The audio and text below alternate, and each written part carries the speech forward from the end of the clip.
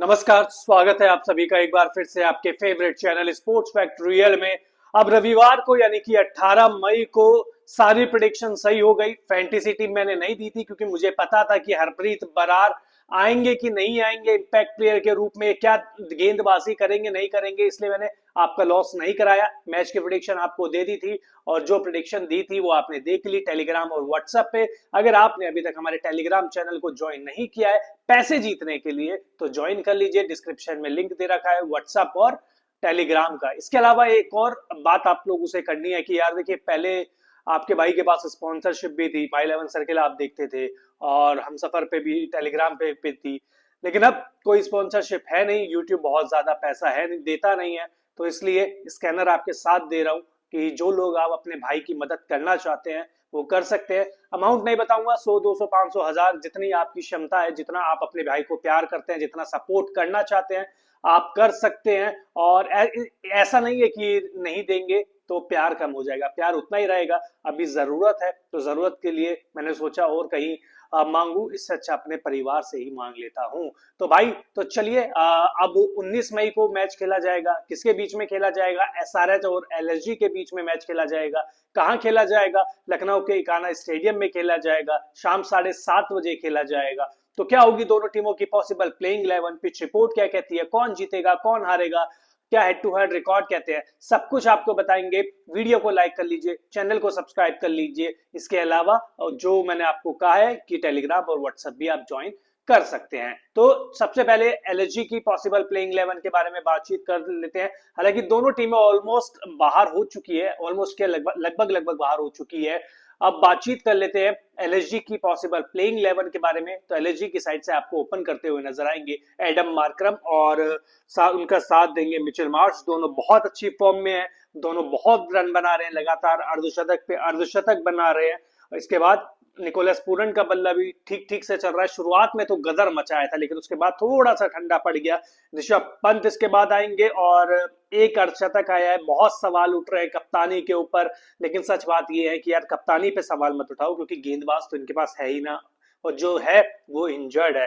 इसके बाद David Miller, मुझे लगता है इस मैच में इनको मौका मिलेगा। आयुष बदूनी बहुत अच्छी बल्लेबाजी कर रहे हैं और सबसे ज्यादा प्रभावित मुझे तो इन्होंने किया है। अब्दुल समद के साथ भी ये चीज है कि कम गेंद खेलकर ज्यादा रन कैसे बनाने हैं इस खिलाड़ी को पता है। शार्दुल ठाकुर की इस मैच में वापसी हो सकती है। रवि बिश्नोई खेलेंगे खेलेंगे, दिग्वेश राठी खेलेंगे खेलेंगे, आवेश खान भी खेलेंगे। मयंक यादव बाहर हो चुके हैं एक बार फिर से, रूक आए हैं। मुझे नहीं लगता कि लखनऊ की पिच पे उनको मौका मिलेगा। तो भाई ये है एलएसजी की पॉसिबल प्लेइंग 11। अब सामने एसआरएच की टीम है, तो एसआरएच की साइड से आपको ओपन करते हुए नजर आएंगे ट्रेविस हेड और आपके फेवरेट अभिषेक शर्मा। दोनों की फॉर्म समझ में आई नहीं कि है भी कि नहीं, क्योंकि पारियां तो कहीं अच्छी आई है लेकिन जिताने वाली एक भी पारी नहीं आई है। अभिषेक शर्मा के बल्ले से तो शतक भी आया, ट्रेविस हेड के बल्ले से बहुत अर्धशतक आए, लेकिन टीम को जीत नहीं दिला पाए। ईशान किशन एक शतक के अलावा पूरा सीजन इनका खाली रहा।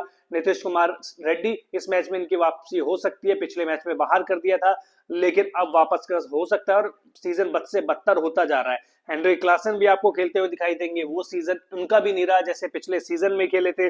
अनिकेत वर्मा ने बहुत ज्यादा इंप्रेस किया है। अभिनव मनोहर भी आपको खेलते हुए दिखाई देंगे जो अच्छी पारियां खेल रहे हैं।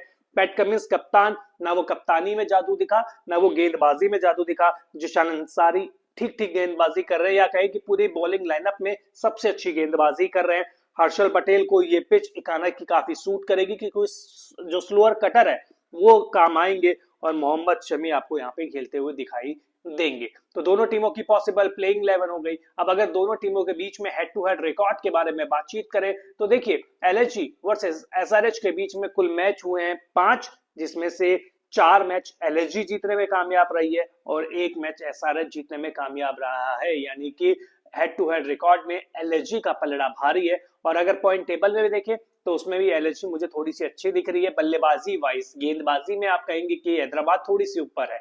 अब इकाना स्टेडियम लखनऊ में भी मैच हुए इन दोनों टीमों के बीच में, तो तब क्या आंकड़े रहते हैं, तब क्या हुआ है, तो देख लेते हैं कि जब भी इकाना स्टेडियम लखनऊ में ये दोनों टीमें भिड़ी है तो क्या आंकड़े कहते हैं। तो इन दोनों टीमों के बीच में इकाना स्टेडियम में एक मैच हुआ है और वो इकलौता मैच लखनऊ सुपर जायंट्स जीतने में कामयाब रही है।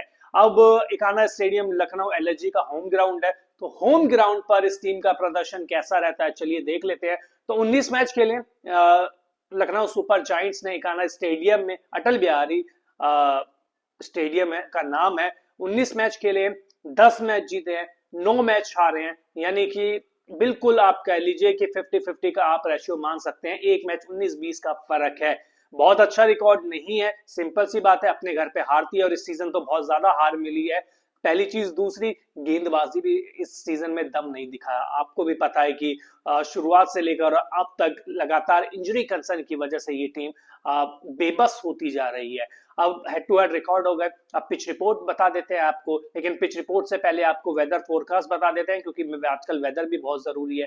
तो बारिश की कोई अनुमान नहीं है, बारिश का कोई अनुमान नहीं है, 10-12% बारिश का अनुमान किया गया है। अगर आती भी है तो बहुत कम वक्त के लिए आएगी और मैच पे कोई ऐसा बड़ा खलल नहीं डालेगी। अब pitch report SRH versus LSG के बीच में अगर पिच रिपोर्ट के बारे में बातचीत करें तो देखिए, लखनऊ के एकाना स्टेडियम के पिच पिछले कुछ सालों से बदलती रहती है। यहाँ की सतह लाल और काली मिट्टी की कुल 9 पिचें हैं यहाँ पर। ऐसे में लाल मिट्टी की पिच पर उछाल और गति मिलती है, जबकि काली मिट्टी की पिच धीमी होती है, जिससे अधिक टर्न मिलता है। ऐसे में यहाँ पर बल्लेबाजों को रन बनाने में मुश्किल हो सकती है। इस मैदान पर बल्लेबाजों को धैर्य से खेलना होगा और यहाँ पर नमी के चलते टॉस की भूमिका अहम हो जाती है, पहली चीज। दूसरी चीज, ये ऐसा ग्राउंड है जहां पर ओस आती है तो फिर काफी दिक्कत होती है और यहाँ पे ओस आती ही आती है, सिंपल सी बात है। और यहाँ की जो मुझे लगता है कि पिच है वो शायद एलएसजी के नहीं बल्कि एसआरएच के गेंदबाजों को सूट ज्यादा करेगा। हर्षल पटेल हो गए, मोहम्मद शमी हो गए, इनके पास कटर बहुत ज्यादा है, स्लोअर बॉल की वेरिएशन बहुत ज्यादा है। तो मुझे लगता है कि शायद एसआरएच को गेंदबाजी में वैसे भी एडवांटेज है और थोड़ा सा वैसे भी एडवांटेज आप दे ही दीजिए। तो पिच रिपोर्ट भी हो गई। अब बढ़िया सी फैंटेसी टीम चाहिए, लेकिन भाइयों ये तो बढ़िया सी फैंटेसी टीम है ना, फाइनल टीम आपको कहां मिलेगी? टेलीग्राम पे मिलेगी और व्हाट्सएप पे मिलेगी, टॉस के बाद मिली जाएगी। एक जिस दिन नहीं मिलती है उस दिन समझ जाइए कि मैं श्योर नहीं हूं और मुझे आपके पैसे वेस्ट कराने का शौक बिल्कुल भी नहीं है। तो एलएचजी वर्सेस एसआरएच के बीच में अगर फैंटेसी टीम देखें तो विकेट कीपर में मैंने निकोलस पूरन को लिया है, ईशान किशन को लिया है, हेनरी क्लासन को लिया है और ऋषभ पंत को लिया है। बल्लेबाजों में मैंने अभिषेक शर्मा को लिया है, मिचेल मार्च को लिया है और आयुष बदोनी को लिया है। और राउंडर की बात करें तो शार्दुल ठाकुर है, एडम मार्करम है। बॉलर्स में हर्षल पटेल और दिग्वेश राठी को मैंने अपनी टीम में लिया है। कप्तान इस टीम का मैं बना रहा हूं निकोलस पूरन को, मुझे लगता है कि इस मैच में वो कमाल और धमाल दोनों कर सकते हैं। और वाइस कैप्टन में हेनरी क्लासन को बना रहा हूं, यानी कि दोनों विकेट कीपर बल्लेबाजों को मैं कैप्टन और वाइस कैप्टन बना रहा हूं, पहली चीज। अब मैच का प्रेडिक्शन कौन जीतेगा, तो मुझे यार सच बताऊं तो जिस तरीके से एसएच यानी कि एसआरएच की बैटिंग है वो ताबड़तोड़ वाली है और इकाना की पिच है वो स्लो है, तो मैं एलएसजी को ज्यादा दाव दे रहा हूं फिलहाल के लिए। मुझे लगता है कि एलएसजी की टीम ये मैच जीत सकती है। ये फाइनल प्रेडिक्शन नहीं है, फाइनल प्रेडिक्शन टॉस के बाद आपको टेलीग्राम पर और कहाँ मिल जाएगी, व्हाट्सएप पे मिल जाएगी। इसके अलावा अगर आपने हमारे वीडियो को लाइक नहीं किया, चैनल को सब्सक्राइब नहीं किया, कर दीजिए। और जो शुरुआत से स्कैन आपके साथ चल रहा है, अगर आप अपने भाई की मदद करना चाहते हैं तो कर सकते हैं, और नहीं करना चाहते तो लाइक का बटन दबाकर अपने भाई का सपोर्ट कर दीजिए। बहुत बहुत शुक्रिया।